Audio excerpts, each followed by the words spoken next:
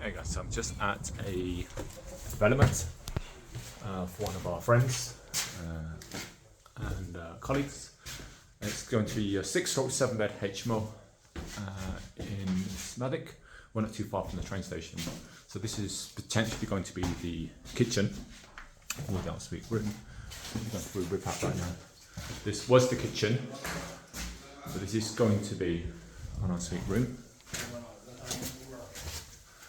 And this is going to be one of the ensuite rooms, a bathroom back there. So they're going to leave that as a bathroom and turn this into an ensuite room with a walk-in wardrobe.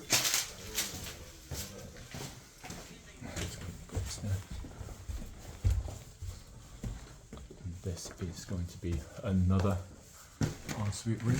So this bedroom, that's the original bathroom, so that's going to be shrink to give more space into the bathroom. Because tenants generally don't need or want a large bathroom, they'd rather have a bigger bedroom. That's the ceiling.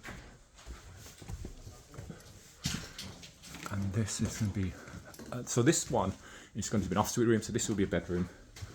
And that space over there will be, half of it will be the ensuite for this room, and the other half will be the ensuite for this room, or this will be the kitchen diner. And then the room downstairs, the front room, would then be an ensuite room instead.